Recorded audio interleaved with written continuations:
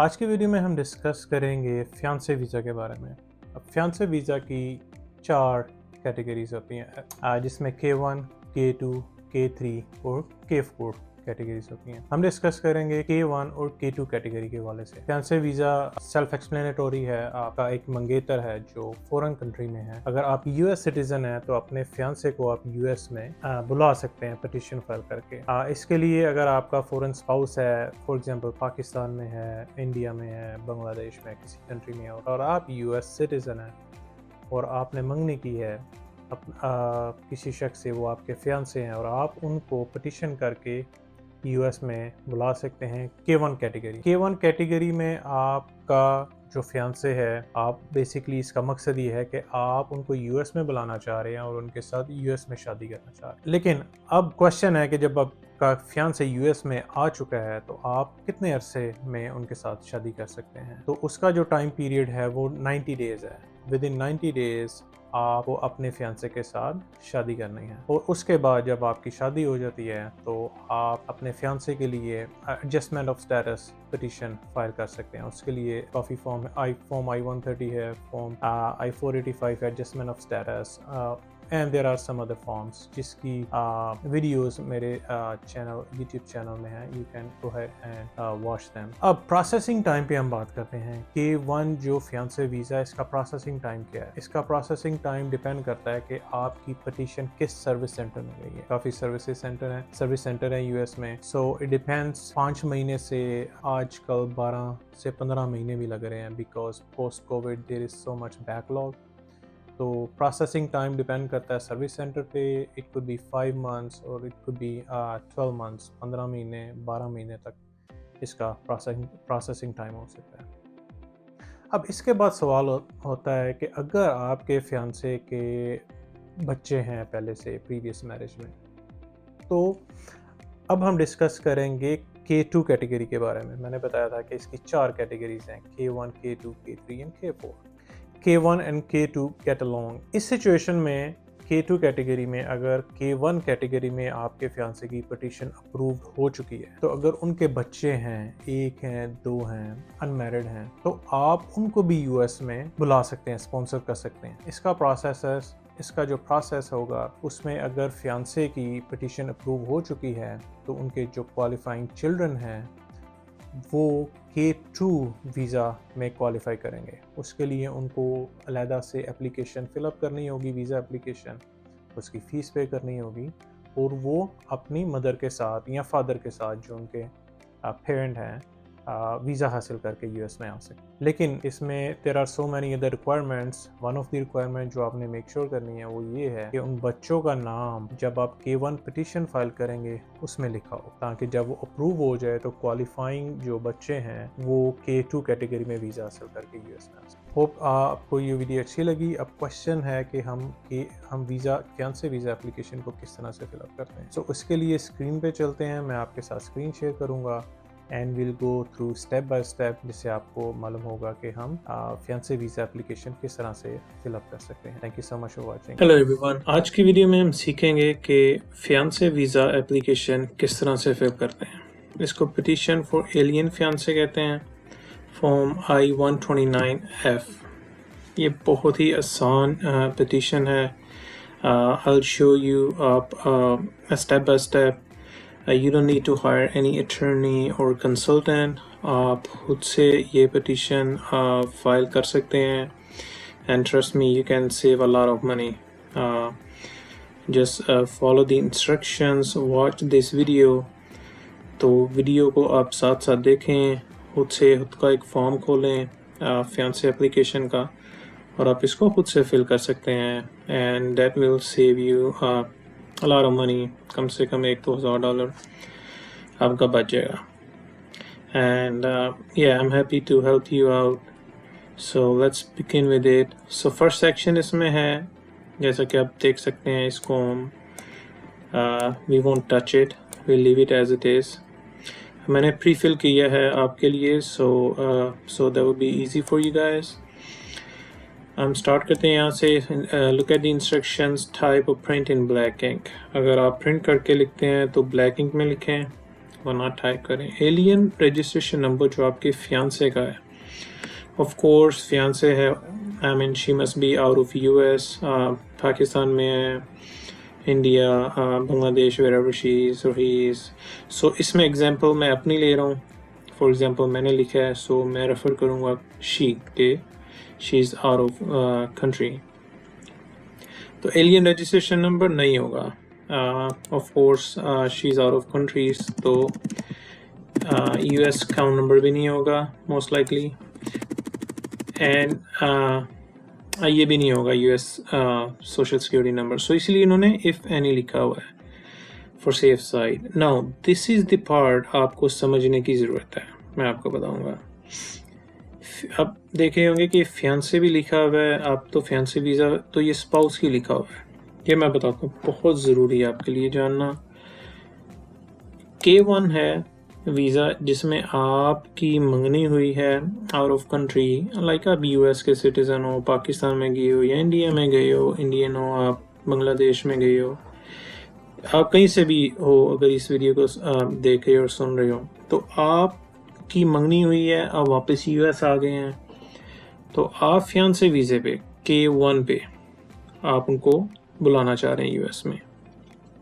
Basically इसकी 4 category होती है। K1 फियांसे के लिए, K1 एंड K2 होता है फियांसे एंड फियांसे के बच्चों के लिए अगर हैं तो, लाइक प्रायर मैरिज से, ठीक है।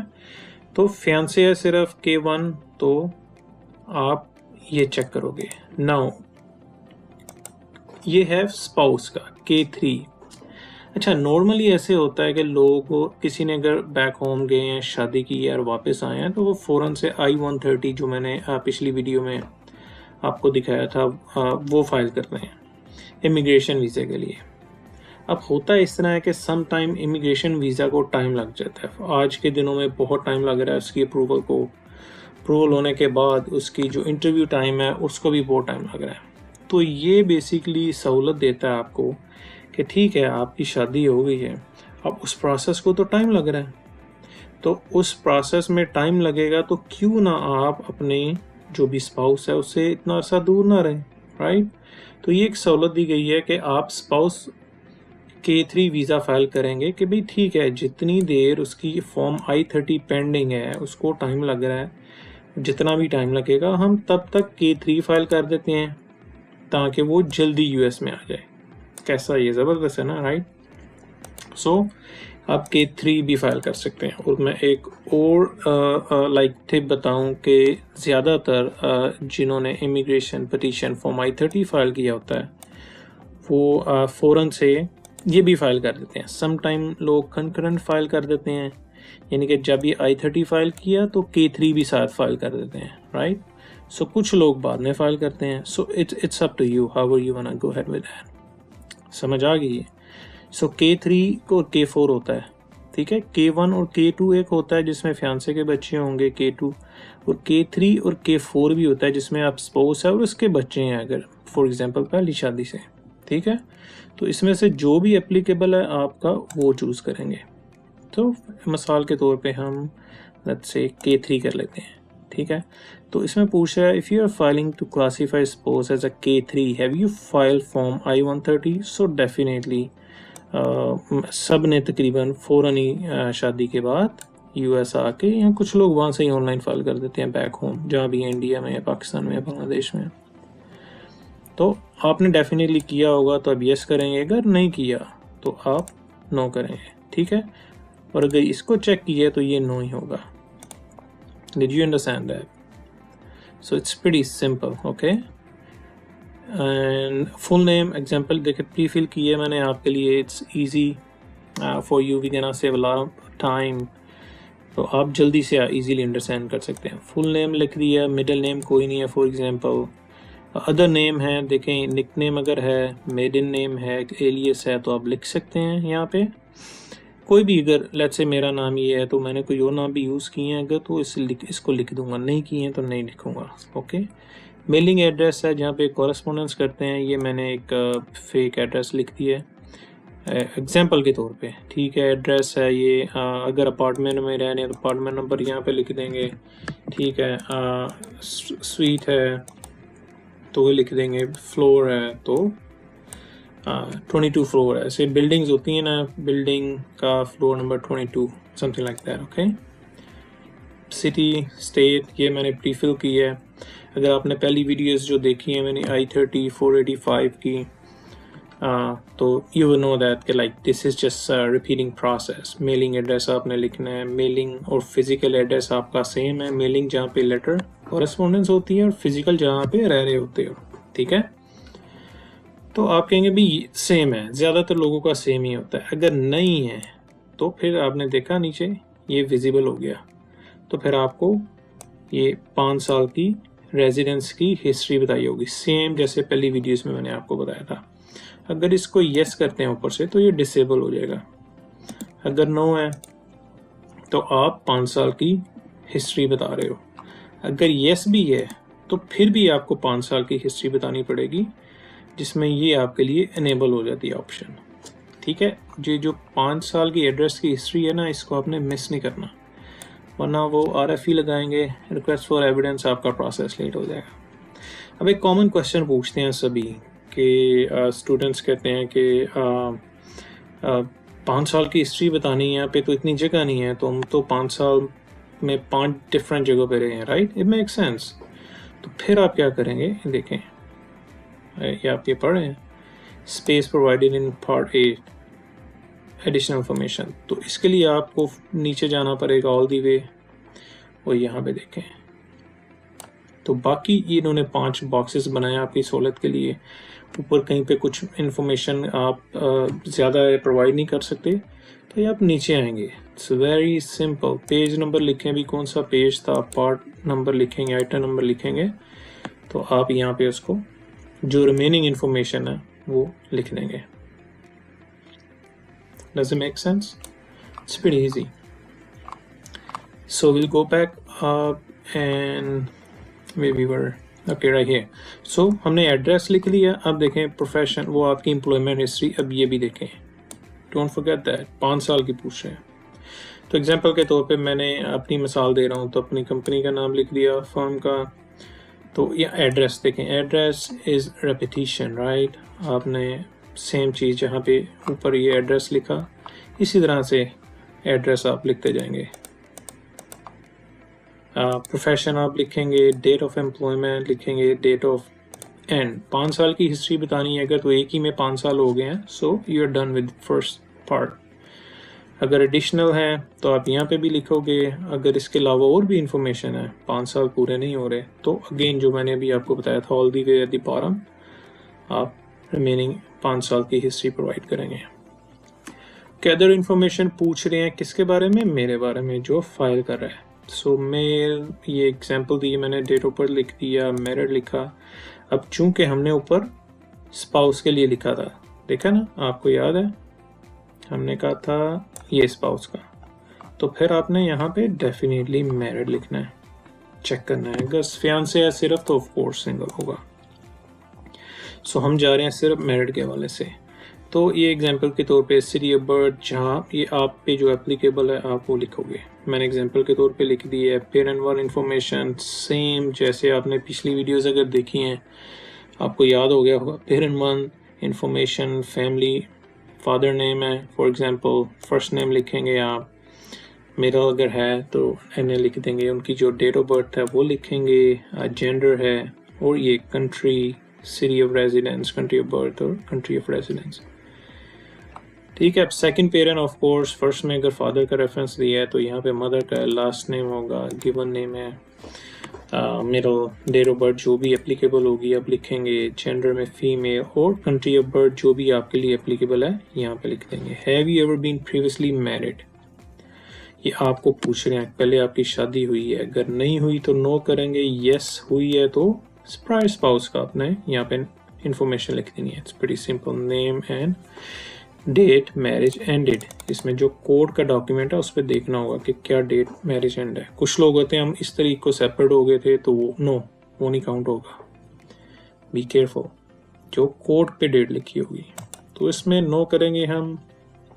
आप यूएस सिटीजन हैं, कैसे बाय बर्थ है, यूएस में पैदा हो गए, आपको यहाँ पे नेशनलाइजेशन मिली थी, तो अब वो लिख देंगे। US parents, US citizen parents हैं, लोग कहते हैं इसका क्या मतलब है, बहुत सारे स्टूडेंट्स पूछते हैं। फॉर एग्जांपल पेरेंट्स देखें ना आपकी पैदाइश यूएस में हुई है ना आपको नेचुरलाइजेशन मिली है, तो फिर आप यूएस सिटीज़न कैसे हैं?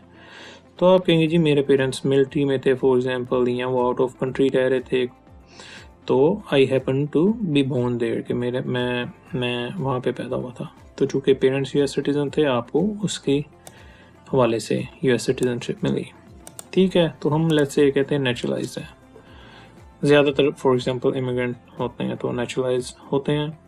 तो फिर कहते हैं आपके पास नेचुरलाइजेशन सर्टिफिकेट नंबर है, तो have you obtain naturalisation certificate in your own name, कहते हैं जी यस। अगर नहीं करेंगे तो ये सेक्शन ब्लॉक हो जाएगा, डिसेबल हो जाएगा। यस है तो फिर आप सर्टिफिकेट नंबर जो भी आपके पास सर्टिफिकेट है, तो you will know that definitely कि उसका नंबर क्या है, प्लेस ऑफ इशुएंस क्या है। फॉर एग्जांपल जी डैलस है जी, किस तारीख को इशू हुआ, आप जो भी डेट लिख सकते हैं, कुछ भी लिख दिया मैंने।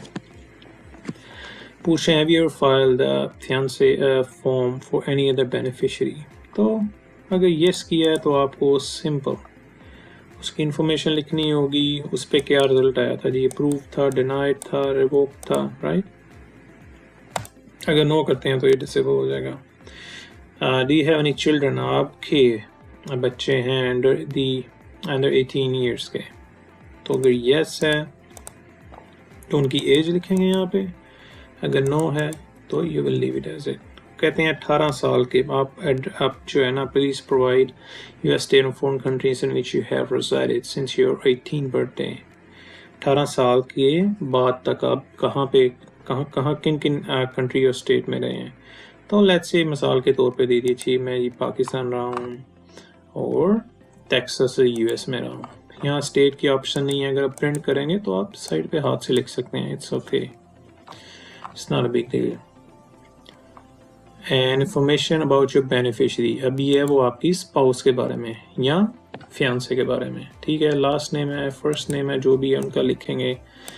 मिडिल नेम है, ए नंबर नहीं होगा। ऑफ कोर्स अगर आउट ऑफ कंट्री हैं तो सोशल सिक्योरिटी नंबर भी नहीं होगा। ये यहाँ पे IRS फेडरल जो है ना आपकी आइडेंटिफिकेशन नंबर होता है। उनकी डेट ऑफ बर्थ आप लिखेंगे जो भी है, female, status married, city, country of birth, और ये same thing we used it before. Other name used, अगर उन्होंने किया है provide all other name you have ever used, so basically आपके बारे में पूछ रहे हैं, सीधा you have ever used। तो अगर आपने aliases, nickname, मेरे name यूज़ किए हैं तो उनको लिखेंगे, अगर नहीं है तो not applicable। Information about your beneficiary, mailing address जो आपकी spouse है या fiancé है, उनका मेलिंग एड्रेस एग्जांपल के तौर पे मैंने लिख दिया जी DH ड्राइव है लाहौर में, पंजाब, जिप कोड है और पाकिस्तान, सिंपल एड्रेस। यहाँ भी देखें 5 years history, did you see that, ये बेनिफिशरीज की यानी कि स्पाउस की या फियांसे की 5 साल हिस्ट्री जो है, सेम प्रोसेस आपने जो ऊपर देखा पहली वीडियोस में देखा, 5 साल हिस्ट्री प्रोवाइड करनी है। एक एड्रेस ये हो गया, अगर इसमें 5 साल पूरे हो गए हैं दैट्स फाइन, नहीं हुए तो फिर यहाँ पे लिखें। अगर इस यहाँ भी नहीं हुए तो मैंने भी आपको बताया था कि एट दी बॉटम जो है ना आप वहाँ पे लिख सकते हैं, at the bottom of this form. उनकी एम्प्लॉयमेंट हिस्ट्री अगर कोई है तो यहाँ पे एम्प्लॉयर नेम और एड्रेस जो है इसका पैट सेम है जैसे यहाँ पे आप लिखेंगे। अगर नहीं है तो NA कर देंगे। लाजमी नहीं आपने हर सेक्शन में नॉट एप्लीकेबल लिखना होता है, इट्स नॉट रिक्वायर्ड। यहाँ पे भी एम्प्लॉयर के बारे में अगर है so will provide it, not so you can simply NA लिख सकते हैं। उनके पेरेंट्स के बारे में, ये बेनिफिशियरी आपके स्पाउस या फियांसे के पेरेंट्स के बारे में, मिसाल के तौर पे मैंने लिख दिया जी family name, last name Ali है, आसिफ है, नेम है, डेट ऑफ बर्थ जो होगी वहाँ पे लिखेंगे, male, country of birth, city and country of residence, same जो आपने खुद के लिए लिखा था अपने पेरेंट्स के लिए। मदर के लिए एग्जांपल के तौर पे मैंने एक नाम लिख लिया, female, city, country of residence, city of birth, country of residence, same. Has your beneficiary जो फियांसे या स्पाउस है पहले शादी हुई है उनकी, नो। अगर येस है तो आप यहाँ पे इनकी इंफॉर्मेशन प्रोवाइड करेंगे। ओके, बेनिफिशियरी यूएस में रह चुके हैं पहले, तो आप कह रहे हैं नहीं, ठीक है। अगर yes, have you beneficiary ever been the US, yes है, तो आप बताएंगे भी क्या लास्ट टाइम कैसे आए थे, भी विजिटर आए थे, स्टूडेंट आए थे, लाइक क्या स्टेटस था, तो उनको पता होगा। I-94 डॉक्यूमेंट नंबर होता है, मैंने आपको पिछली वीडियो में बताया था। Let's see, I have example, इसका नंबर ये नंबर I-94 का ये ना एग्जांपल मैंने लिया है, ये नंबर है। सो डेट ऑफ अराइवल समटाइम इन्होंने यहाँ पे लिखी होती है, जैसे ये है कॉस्पोर किसी, दिस इज समबडीज सैंपल, ठीक है। इस फॉर्म में देखेंगे आप तो you'll know कि इस पे डेट ऑफ अराइवल क्या थी, ये नंबर क्या था, ठीक है। तो फिर उनका जो स्टेटस एक्सपायर कब हो रहा है वो भी लिखा होगा। I-94 के ऊपर पासपोर्ट नंबर क्या है, ट्रैवल डॉक्यूमेंट नंबर क्या है, कंट्री कौन सी है जिसने इशू किया है, let's say country options passport Pakistan लिख दिया, एक्सपायरेशन ऑफ पासपोर्ट एक्सपायर कब हो रहा है हमने लिख दिया जी, इस तरीके को एक्सपायर हो रहा है। आपके बेनिफिशियरी जो है स्पाउस या फियांसे के बच्चे हैं, नहीं हैं, नो, यस अगर हैं तो बच्चों की इंफॉर्मेशन, ठीक है। तो अगर फिर यस किया है, बच्चों की इन्फॉर्मेशन होगी, पूछ रहे हैं कि बच्चे आपके साथ रहते हैं, यानी कि बेनिफिशियरी के, आप कहते हैं यस, तो यहाँ आप कहेंगे नो। तो अगर आप कहते हैं नो, तो फिर वो जानना चाहेंगे वो कहाँ पे रहते हैं, आपके बेनिफिशियरी के बच्चे, अगर हम कह रहे हैं कि हैं, ठीक है। फिर उनका यहाँ पे एड्रेस लिखेंगे, एड्रेस स्टाइल सेम है जैसे आपने खुद का लिखा था। तो यहाँ पे एग्जांपल के तौर पे हम कहते हैं कि बच्चे नहीं हैं, ठीक है, जैसे इसको अनचेक कर देंगे, ठीक है। सो एड्रेस कह रहे हैं कि यूएस में आपका बेनिफिशियरी कहाँ पे रहेगा, कहाँ पे रहना चाहता है, तो ये जो आपका एड्रेस होगा मैंने इसको प्रीफिल कर दिया है। एग्जांपल के तौर पे उनका एड्रेस अब्रोड क्या है बेनिफिशियरी का, जो स्पाउस या फियांसे है, तो ये एड्रेस आप लिख देंगे। और ये इंपॉर्टेंट है, देखें वो कह रहे हैं beneficiaries name and address in his और हर नेटिव अल्फाबेट। आपके जो बेनिफिशियरी है उनका नाम और एड्रेस उनकी आबाई ज़बान में, नेटिव, अगर आप पाकिस्तान से हो तो जो नेटिव है, आप उर्दू लिख सकते हैं, पंजाबी लिख सकते हैं, इंडिया से हैं हिंदी लिख सकते हैं, जो भी वहाँ तमिल, जो भी आबाई ज़बान है, बांग्लादेश से हैं बंगाली लिखेंगे, पश्तो लिखेंगे, अगर आप लाइक उस रीजन से हैं तो जो भी आबाई ज़बान होंगी इसमें आप नाम लिखेंगे, एड्रेस लिखेंगे, शहर का पता, प्रोविंस और कंट्री नेम। कह रहे हैं फियांसे आपसे रिलेटेड है, रिश्तेदार हैं, तो आप कह रहे हैं नो। अगर हैं तो क्या है जी, कज़न है, फर्स्ट यहाँ लिखेंगे जी फर्स्ट कज़न है, सेकंड कज़न है, थर्ड कज़न है, जो भी अप्लाई होगा, राइट, आप लिख देंगे। हम कह रहे हैं जी यस, एग्जांपल के तौर पे यहाँ आप नो कर देंगे, नो करेंगे, फिर इसको रिमूव कर देंगे। और जिस कैटेगरी में हम देख रहे हैं, क्योंकि हमने तो बोला हमारी स्पाउस है, राइट, तो फिर फियांसे तो एप्लीकेबल नहीं होगा, राइट, तो फिर हम करेंगे ये नॉट एप्लीकेबल, क्योंकि मैं कह रहा हूँ बेनिफिशियरी तो मेरा स्पाउस है। आपने देखा था ना ऊपर हमने चेक किया था कि स्पाउस को मैं K3 वीज़ा पे बुलाना चाह रहा हूँ। तो यहाँ पे कह रहे हैं कि अगर have you and your fiance met in person during the 2 years में, अब अगर फियांसे के लिए अप्लाई कर रहे हैं K1 में, तो आप 2 साल इस एप्लीकेशन के फाइल करने से पहले, राइट बिफोर 2 साल में मिल चुके हैं उसको, तो आप यस करेंगे या नो करेंगे। तो अगर नो करेंगे तो आपको उसकी जो है, if you answered yes, actually अगर यस करेंगे एक्सप्लेनेशन देनी पड़ेगी, नो के, लेकिन हम तो कर रहे हैं स्पाउस के लिए, राइट, तो हमने इसलिए चूज़ करेंगे not applicable because beneficiary is my spouse. So next में ये कह रहे हैं कि इंटरनेशनल मैरिज ब्रोकर के जरिए आप अपने स्पाउस को मिल दीजिए, meet your beneficiary through this service, right, तो नॉर्मली नो होता है, क्योंकि आप किसी ना किसी जानने वाले रिलेटिव होते हैं, लाइक कुछ like there is some connection, वरना ये एक ब्रोकर सर्विस है, अगर वो है तो फिर आपको उनकी इंफॉर्मेशन, नाम वगैरह, एड्रेस, वेबसाइट, ये सब इंफॉर्मेशन प्रोवाइड करनी पड़ेगी। इफ़ यू डिड दैट तो आपको पता होगा कि उनकी क्या इंफॉर्मेशन है। काउंसलर प्रोसेसिंग हम देखते हैं, फॉर एग्जांपल कि पाकिस्तान में है तो मैंने लिख दिया जी इस्लामाबाद में होगा कि कहाँ पे वीज़ा के लिए उनका जो एक रीजन होगा, काउंसलेट कौन सी एप्लीकेबल होगी।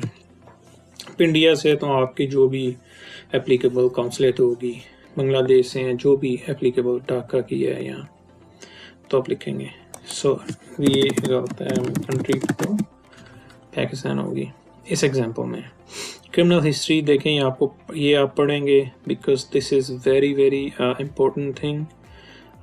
You don't want to make mistake over here.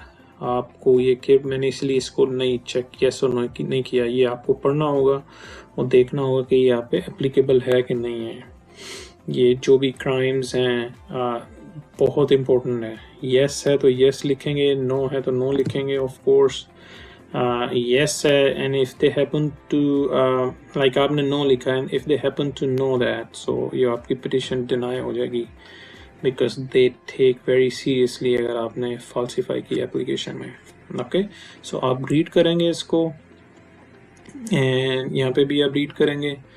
तो अगर आपने कहीं पे येस लिखा है तो फिर आपको ये ऑप्शन है कि भी आपने किस, और आपने कहा जी मैंने तो सेल्फ डिफेंस में किया था, राइट। तो आप यहाँ पे जो भी अपनी वजह जो है उसको चूज़ करेंगे जो भी एप्लीकेबल होगी। आई मीन अगर आप इन क्राइम में से किसी में भी येस करते हैं तो आपको पता होगा कि आगे इसका क्या रीज़न और एक्सप्लेनेशन है। ये कह रहे हैं कि have you ever been arrested, क्या आप अरेस्ट हुए हैं, चार्ज इंडाइटमेंट। सो ये आप देख लें तो मोस्ट ऑफ द केसेस में नो है। अगर येस है तो ऑफ कोर्स के देखें एक्सप्लेनेशन मांगते हैं, राइट। तो लेट्स से हम इस केस में नो कहते हैं। तो ये वेवर्स हैं। अगेन अगर किसी में आपने येस किया है तो आप वेवर सीक करेंगे। तो आप कौन सा वेवर सीक करेंगे, इफ़ अगर इनमें से कोई भी क्राइम है so you will know that कि फिर हमने आप इसमें से कौन सा वेवर आपने एप्लीकेबल आप पे एप्लीकेबल है। Alright, biographic information, not Hispanic, Asian, like Pakistan, India, Bangladesh, this region is like this is Asia, so मैंने Asian लिखा एग्जाम्पल के तौर पे, हाइट वेट लिखा एग्जाम्पल ब्लैक, ये एग्जाम्पल के तौर पे मैंने नॉर्मली लिख दिया।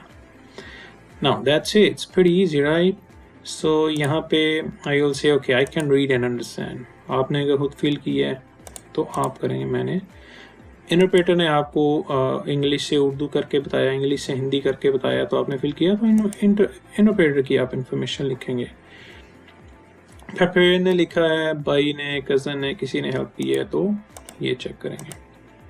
तो इंटरप्रेटर ने किया है तो पहले हम यहाँ पे आपकी पिटिशनर की इंफॉर्मेशन, लेट्स से यहाँ पे है पिटिशनर की इंफॉर्मेशन, आप अपना नाम, फ़ोन नंबर वगैरह देंगे, साइन करेंगे। इलेक्ट्रॉनिक सिग्नेचर एक्सेप्टेबल नहीं है, सो बी केयरफुल, हाथ से साइन करने हैं। सिग्नेचर और डेट आपने लिखनी है। अगर आप कह रहे हैं नेक्स्ट सेक्शन देखें इंटरप्रेटर का है, फिर आप ये देखेंगे इंटरप्रेटर किया है तो उनका नाम, मेलिंग एड्रेस लिखेंगे, राइट। ये सारी उनकी सर्टिफिकेशन होगी, ये उनके फिर सिग्नेचर होंगे। ओके, तो अगर आप यहाँ पे कह रहे हैं प्रिपेयर कि लेट्स से मेरे कज़न, दोस्त, भाई, अटर्नी किसी ने किया है फिर, तो फिर उनको ये सेक्शन फिल करना होगा। प्रिपेयर का फुल नेम क्या है, उनका एड्रेस क्या है, उनकी कॉन्टैक्ट इन्फॉर्मेशन क्या है, ठीक है। और ये अटर्नी के लिए I am not an attorney, तो मैं तो कज़न हूँ भैया, आपका दोस्त हूँ भाई, उसने लिखा है। तो अगर अटर्नी है सो देन उसको पता होगा कि इनमें से कौन सा चेक करना है। Does not extend beyond two, मतलब अटर्नी ने सिर्फ ये फॉर्म फिल किया और इसके अलावा आपको रिप्रेजेंटेशन नहीं कर रहा। ये मैं एडिशनली आपको इन्फॉर्मेशन प्रोवाइड कर रहा हूँ। लेकिन if it is applicable and then prepare की certification and at the bottom again ये सेम है एक्सक्यूज मी एडिशनल इन्फॉर्मेशन के लिए। So that's it. It's pretty simple form. Trust me, there is no rocket science. आपने देखा है, step by step मैंने आपको बताया है। आप खुद से फिल करें, सबमिट करें USCIS को अलॉन्ग विद द रिक्वायरमेंट्स जो भी हैं वो अपनी वेबसाइट पे पोस्ट कर दूंगा कि कौन से डॉक्यूमेंट्स वगैरह चाहिए जो आप इसके साथ अटैच करेंगे और फाइल करेंगे। अगर आपने आई एम श्योर अगर स्पाउस के लिए है I-30 ये फाइल कर दी हुई है आपने तो इसकी कोई फीस नहीं होती, this is free. Alright, so it's very simple, save your money. Attorney या कंसल्टेंट को हायर करने की ज़रूरत नहीं है, आप खुद ही फिलअप कर सकते हैं। I am happy to help you all and good luck.